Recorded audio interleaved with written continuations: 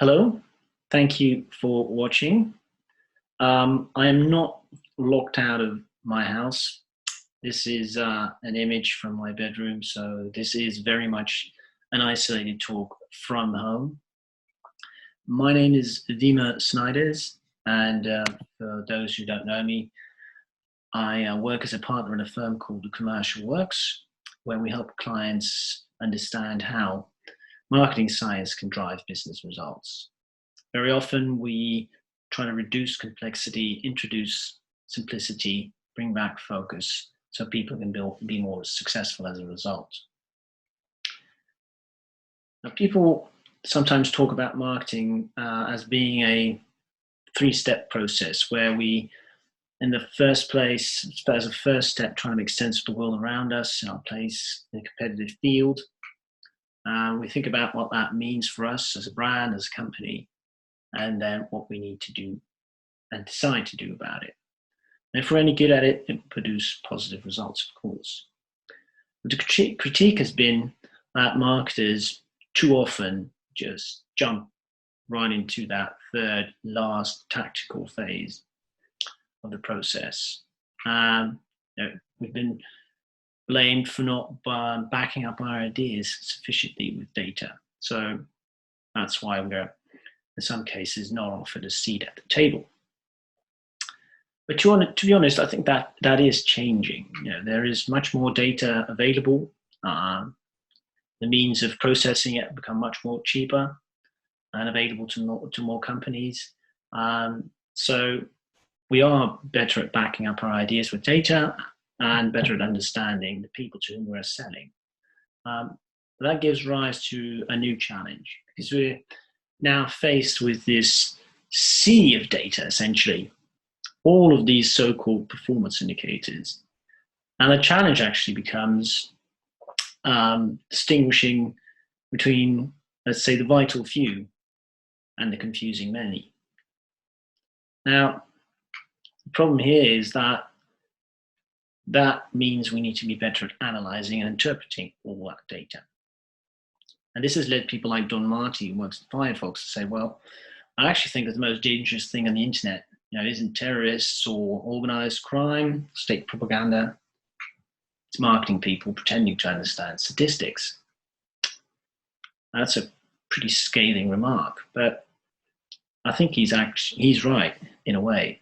But marketers are not really to blame because we just haven't been properly trained in statistics. Statistics is just a very small part of the curriculum, the marketing curriculum at least.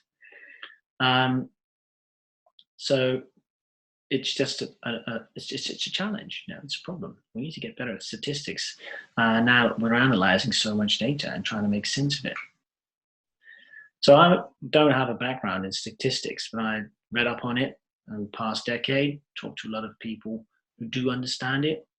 And although many people associate statistics with daunting and complex math, I've actually learned, in my case, that it's more about asking the right questions. How do you interrogate the data? And especially if you think about it in a marketing context, it's very often about asking the right questions. And my talk today will focus on three simple ideas, three simple questions on how you can become better at interrogating the data, trying to make sense of it, so that you'll be more effective and successful as a result. So the three ideas and questions I'd like to share with you are: to what degree are things similar or different?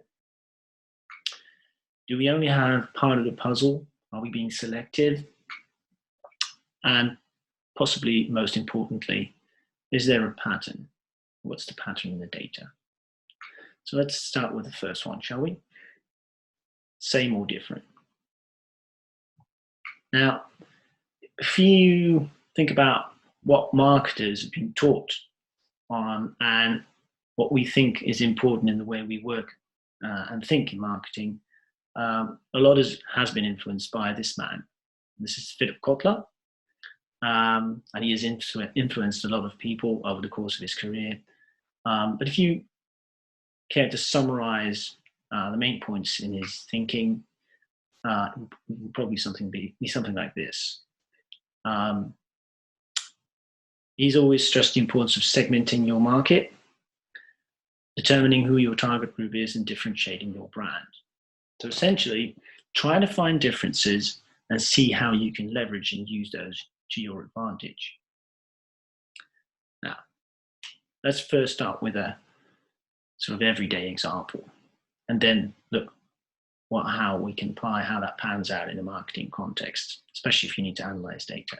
So first, here's an image from a well-known series from the National Geographic, where it showed images of twins, and these are two twins. Now, your first response might have been, am I looking at two of the same women here? But if you are allowed to look at them for a bit longer, you'll notice that there are actually differences between these two women. You can see some differences in the eyes, in the nose, the mouth, etc. So if we allow for more time, our brain that's actually wired up that way will notice the differences between these women. And that's fine. But we sometimes fail to realize in just spotting all these differences is just the main thing, that these two women are very similar. Now, let's look at a similar situation, but then in a marketing context. Here's some data from a project that we did for a client, where our client was interested in what people associated with their brand. So, for example, to what degree do you think this brand is fun to use? Now, so surveys are obviously made up of many more questions, so I've just taken 10 results here, and our client was interested to what degree men and women differed in their responses. And here are the results. And there's really quite a bit of data that you need to look at. And very often results like this are summarized by showing what the differences are between these two groups in, for example, this way. Now, very often in these types of discussions, you'll have someone raise a finger and ask, so to what degree, so are there any significant differences between these two groups? And you can obviously check for that. And in these 10 statements, we found that 2 statements showed significant differences between men and women. So on the basis of this sample, it was very likely that men and women would differ on these 2 statements. Now, very quickly, you can appreciate that people will start to have discussions on what that actually means for example, product development. Maybe we need to develop different products for men and women. Maybe we need to advertise to these groups differently on the basis of these results. Think back about the picture. We're already starting to look for differences and trying to understand what they might mean for us. We also need to take that step back. We also need to ask ourselves, to what degree are, in this case, men and women similar? And if you check for that, if you look at the response patterns and check to what degree men and women are actually similar, you get the following result. What we find is that men and women are 98% similar in their responses, and only 2% different. But we were taught to look for differences, so we're very much concerned with finding these differences and trying to understand what they could potentially mean for us without even asking that question about the similarities, which is obviously, as you can see from these results, likely not to be very helpful. But it gets worse. Let me show you the exact same data in a different way. If men and women would be completely similar in their responses, all the data points would lie on this diagonal line. But as we've seen, that's not the case. Men and women differed in their responses. And this is what the data looks like. So a lot of the responses are close, almost on the line, but there are some deviations. But let's do a fun little thing here with the data. We're now going to randomly assign men and women into 2 different groups, just by flipping a coin. Then we'll put the men and women, when we're through, tails in one group and heads in the other group. So Let's see what the data looks like then, because that's just randomly generated data, right, by the flip of a coin. And this is what the data looks like. Now, I hope you see that the randomly generated data doesn't look that different from the actual data on the left. So even though in our actual data, we did find some differences, and we need to decide whether we think they are interesting enough for us to commercially leverage, for example, we need to understand that some of these differences would also just occur if you would have randomly generated data. And in that case, we just be trying to make meaning, derive meaning from randomness, static. And that's not very helpful. Now, I've just shown you an example where we're comparing men and women, but another example, which a lot of marketers are probably confronted with, is trying to make sense of segmentation studies and what we need to do about them. So here again is an example from work that we did for a client in electronics, and they presented us with their segmentation study at the time. And they had found 6 segments, but they found significant differences between people in these segments. We also asked them, have you checked to what degree these people are actually similar? If you look at the responses that they provided, the data and the data that they hadn't done that. So we ran the numbers for them, and here are the results. So yes, we did find differences between these segments, but the similarities were way, way bigger than in any of the differences. Now, again, I'm not saying these differences are meaningless or that these differences are things that you can commercially leverage. You do need to ask yourself that other question: to what degree are these people similar? Because you can easily see that maybe instead of focusing on the differences and create, let's say, different campaigns for each of these segments, or buy different media for each of these segments, you might just want to leverage something that all of these people have in common. Up for you to decide. You do need to ask both questions before deciding to do so. So, second question: are we being selective, or do we only have part of the puzzle? Let's start off with an everyday example, shall we? This is Dorothy on her 100th birthday, which is quite an achievement. So I walked up to Dorothy and said, "Dorothy, can you tell me what your secret is?" And she said, "Of course, Wiemer, I'll tell you. It's whiskey, wait, and 15 cigarettes a day." Now, we all know that that is probably not the secret to a long and healthy life.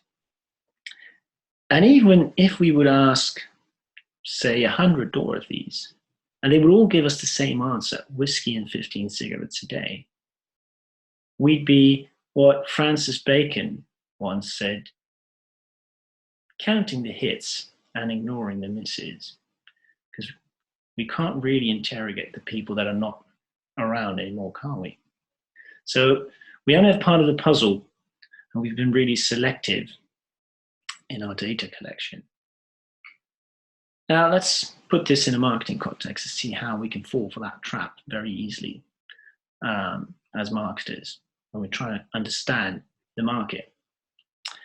Let's say you are a marketer of a yogurt brand, and you are responsible for next year's round of product innovations. So let's say you do start with that first step of the process. You start with market orientation, and what you find is that if you look at last year's product range and the innovations that are still on the shelves, you find that 80% of these products are actually light product variants, and 20% of those are actually full fat variants. So it will be very easy to sort of conclude that for next year, it would probably be a good idea to introduce a light variant, wouldn't it?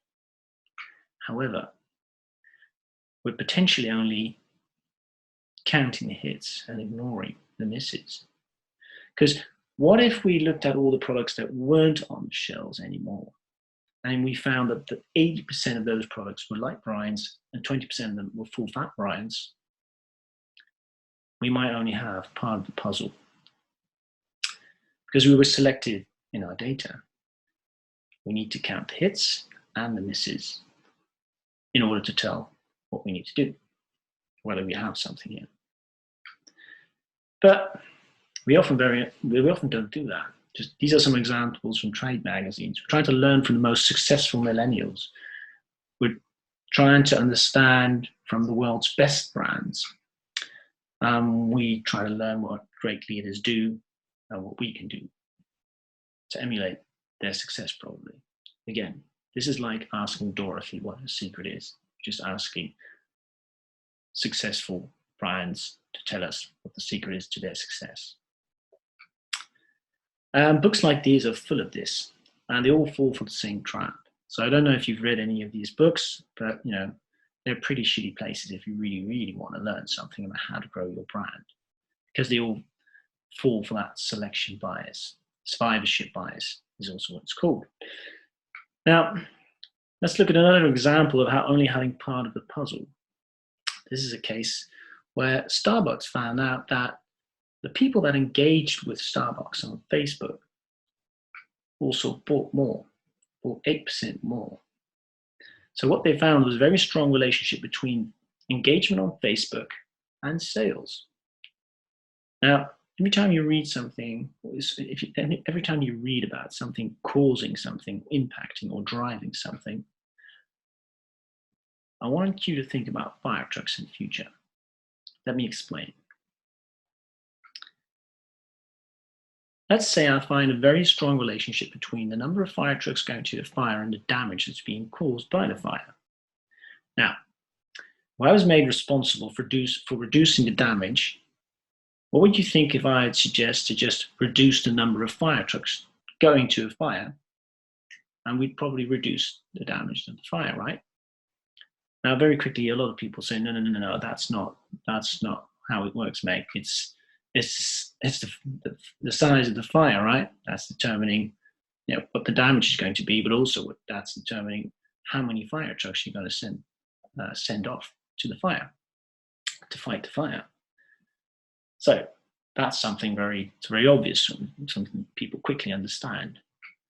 But let's take our Starbucks example again then. We find a very strong relationship between engagement and sales. This is where you need to think about fire trucks again and think, wait a minute, maybe we only have part of the puzzle. Maybe there's something else.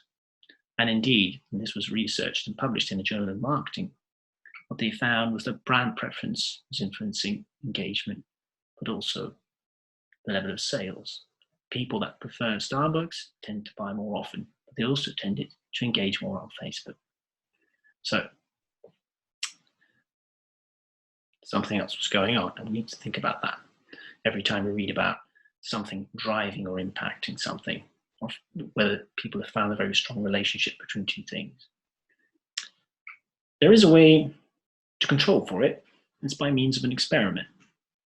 An experiment is actually just quite simple in its approach. You have a group of people, you randomly assign those people in two different groups, and then you expose one group to the thing you're trying to measure. So let's say your advertising, and the other group isn't exposed to that. And then you just compare results, and then you can see what the effect has been of your advertising, because you've got a group that you can control it against. But you can easily see how that in a business context is very hard to do. And that's why in many cases in business, we're comparing apples with oranges. So we just need to be aware of that and try to control for it if we can. Now, last question. What's the pattern? And this is probably just the most important question you need to ask yourself every time you're analyzing data. It often means we need to zoom out more. I talked about stepping back when I discussed similarities and differences already.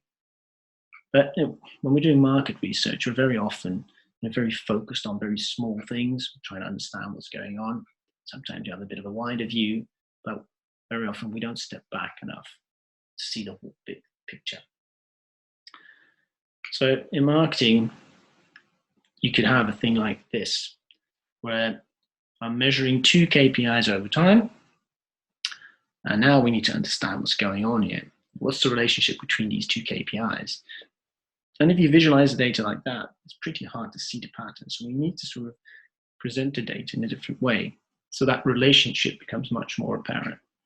So here's the exact same data, but it's much more clear what the pattern and the relationship between these 2 KPIs is. Now, for a lot of brands, growth is something they're very much interested in, something they need to do every year. Need to grow the brand. And let's say for service companies, there are 2 things you can measure, track, see whether you're actually on the right track.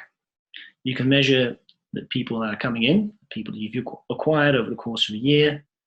You can check how many people have left, defected, churned, and what that means in terms of growth. So this is data from a project that we did for a service company. And here are the results for a brand in a given year. And as you can see, the brand obviously didn't manage to grow. More people leaving than coming in. Now, what about the relationship between acquisition and retention? Is it very apparent what the pattern of the relationship is? Not very much. And some people say, we'll just need more data in order to determine that relationship. So fine, let's look at some more data. So here are 5 brands now. These are all part of our client's portfolio. And here you can see the results for 5 brands. You can see the results for the acquisition efforts, retention efforts, and resulting growth. In this example, only 1 brand just managed to grow a little bit. Now, what about that relationship between acquisition and growth, retention and growth? Can you see the pattern? Some people might say we need more data. Okay, we'll have more data then. So here we've got 4 years of data for these 5 brands, and already we're starting to look at an immense amount of data. Yet the pattern is still not very clear, at least not to me. So what we did, what people did was probably just go back some of these results and try to understand how this works. So the discussion that we had with our client was that our client felt that if they were just able to reduce the churn, the people going out, that would have a positive impact on growth. And this is what other people have been saying as well, that retention is actually the new growth. And maybe it's something that people thought of by looking at the data in that way, but you need to look at the data in a different way to see the relationship and the pattern more clearly. And that's what we did with the exact same data, just plotted it in a different way, so the relationship and the pattern would be much more clear. So here, for one of these 5 brands, is what happened in terms of growth over the course of those 4 years. And this is what happened in terms of churn, defection, people leaving, and people coming in. Now, hopefully, it's much more clear what the relationship is between acquisition and growth, or retention and growth. There's a very strong relationship between acquisition and growth, and not so much between retention and growth. And we can check this for all the other brands in the portfolio, of course, and what you can see is that time, again and again, what you find is that acquisition and growth are very, very strongly related. So the implication, obviously, is that if you want to grow your brand, you need to increase the size of your customer base. You probably shouldn't worry too much about retention, because the influence on growth is actually quite low. It's a very weak relationship between those 2. Now, this is looking at brands in isolation. This is looking at growth. But in many cases, marketers like to compare how they are doing. They like to compare how they are doing compared to other brands in the market. They'd like to understand whether they're doing better or worse if you compare it to some of their competitors. If you compare some of their competitors, so we obviously track and measure that. And here's an example from the car market from a while ago. It's Colombo and Ehrenberg published it. The UK car market. Well, the research looked at the people buying the same car brand. So what percentage of people decided to buy the same car brand for their next purchase? And here are the results. As you can see, brands differed in the degree to which people decided to buy the same brand. And you can see a very clear loyalty leader, Ford. 69% of people decided to buy a Ford again. Now, if you show this chart to people, some people say, yeah, that's because Ford spends a lot of money on advertising, or their products are just better than some of the brands listed here. But it's not really clear what the pattern is it? You can think of all sorts of reasons, but is there maybe something that can help us? Is there a pattern in the data that can just help us determine what's really going on here? One way of thinking about that is to sort the data to see if there's a pattern. And one very obvious one is, it's a standard function in Excel, is to sort the data in an ascending or a descending order. So ordering something by its size, essentially, how big it is. Think about shoes in a family. If you sort the shoes according to size, you'll probably find that the tallest person in the household would have the biggest shoes, probably in this case the father, and the kids would probably have the smallest shoes, and it would probably also be the smallest people in the household. So maybe, if we could do something similar, we can sort these brands according to size. We'll also be able to say, if you track this over multiple periods of time, and for many more brands, you could probably say, well, given this brand's size, they have a higher or lower loyalty metric than you expect, because we've measured this for multiple brands over time, and what we find is that typically a brand of this size would get a certain score. So it'll actually be helpful by sorting it that way, and then also being able to tell whether something is higher or lower than expected. So in this case, it means you would sort the data according to penetration, see what the relationship is with purchasing. And if the data would look something like this, you would say, there's a very strong relationship between a brand's size, its penetration, and purchasing. But if the data looks like this on the right, you might still find the same relationship, but as penetration increases, purchasing goes up. But because the data points are all over the place, there is a very weak relationship.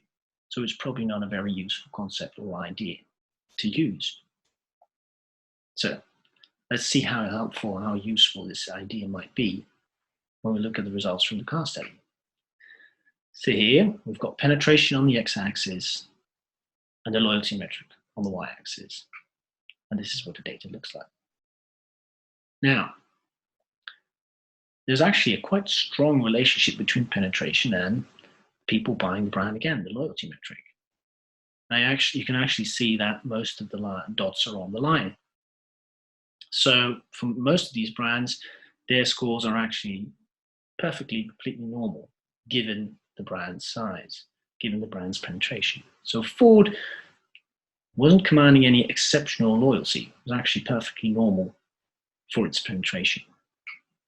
So in the previous example with the bar charts, the score of 43, which was the lowest for Berger, was actually the one where that brand had lower than expected loyalty. All the other brands were actually quite normal. It wasn't very apparent from the bar chart at all, but by sorting the data in a different way and applying a sorting mechanism, size, will tell you a lot more about what's going on or what not to worry about. And this is something that's been found in numerous studies over time, many people, many categories, thousands of brands. So here's an example of fast-moving consumer goods. Again, a very strong relationship between penetration, purchase frequency. In this case, pharmaceuticals, same story. Now let's look at a category where people think loyalty is very different, or in this case, Apple, which is considered to be a very special brand. This is data from Morgan Stanley that asked consumers whether they were intending to repurchase the brand that they currently had. Here are the results. As you can see, 92% of people intended to repurchase an Apple, an iPhone in this case. And the scores are much lower for the other 3 brands in the survey. But is there a pattern in the data that can tell us to what degree Apple indeed is commanding exceptional loyalty that's higher than you'd expect given its penetration? We need to include penetration in our analysis and then look at what the data looks like. And here it is. All the data points are on the line. So for all of these brands, the percentage of people intending to repurchase the brand or their loyalty is just absolutely perfectly normal given the brand's penetration. Even for Apple, a brand with a penetration close to 50%, 45%, their loyalty metric is absolutely spot on what you'd expect. Not exceptional at all in that sense. And this is not new at all. It's actually Andrew Ehrenberg that did all the hard work in the late 50s and all the years after that, when he used that simple idea of brand size penetration to see whether that unveiled a pattern in the data. And it led to a fairly fundamental, big statement, actually. He said that many aspects of buying behavior can actually be predicted from the penetration. It's a big statement. But it's a useful thing to bear in mind when you're analyzing data. So if this was the case, what about when we're tracking people's ideas and thoughts and associations? Because we've just been looking at purchasing behavior. What happens if we apply that principle when we look at tracking data, when we ask people what they think of brands, what they associate with brands? So here again is an example from work we did. This is again in electronics. Our client was interested in things like whether people felt that any of these brands was a brand that they loved. Whether that's a sensible thing to ask is another discussion. And there were many other things that this client was interested in. This is all related to electronics, whether brands were considered to be advanced technology, better quality for business, ease of use, etc., stylish design. And we're already looking at a whole lot of data here, 75 data points. And very often we use techniques to show how brands relate to each other, relate to these statements, by plotting them in a different way, because you can go crazy looking at the data like this. But before I show you how it's typically done, let's go back to Ehrenberg's principle. Let's plot one of these statements, but include penetration, see what the relationship is between the scores that these brands get, and then control for brand size, essentially. And what you see is that 4 out of 5 brands score very normally. Just one brand that scores lower than you expect, given its penetration. Here's fun to use. And again, control for brand size. And here you can see all the brands are perfectly in line with what you'd expect. So nothing out of the ordinary there, essentially. And I can now plot all these statements in a scatter plot, but that probably not be very helpful. So I want to use a different visualization to make the point. Because many marketers are very interested to understand to what degree they're doing worse or better on any of these metrics compared to the competition. Now let's see if this visualization is helpful. So here's again the same data, responses to fun to use, unsorted. So I'm going to sort the data, the biggest brands on the left, the smaller brands on the right. Now, as you can see, there are big differences in scores between the big brands and the small brands. We were interested in 15 things in this study, 15 surveys, and here are the results. Now, you can already see a certain pattern emerge here where every time, for each of these scores, each of these statements, the bigger brands will get the highest score. But it still doesn't tell you to what degree any of these brands is over or underperforming on any of these metrics. So you need to control for brand size. And if you do so, this is what's left of all of these differences between those brands. What you can see is that there still are differences between brands. Some of them are over and some of them are underperforming, given their size. So think back about the shoe size example. What we have here is essentially 15 families, 5 children, and some of these people have larger shoes and shoe sizes than you'd expect. Some of them have smaller shoe sizes, but the differences are actually quite small. Now, from a practical managerial point of view, as a marketer, you could ask yourself, okay, is there a point at which we think a deviation will warrant our attention? We sort of pay a bit more attention to it, because we might be onto something here. So in this case, let's say we think that a deviation of more than 5% would be something that would warrant our attention.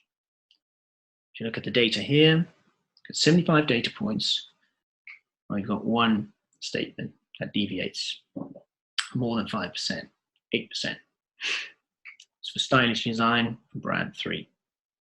Now, potentially, this brand can have a think about whether indeed their brand is maybe not as stylish as the other brands in the market, but maybe they just haven't advertised some of their nice stylish features enough in their campaigns. Who knows?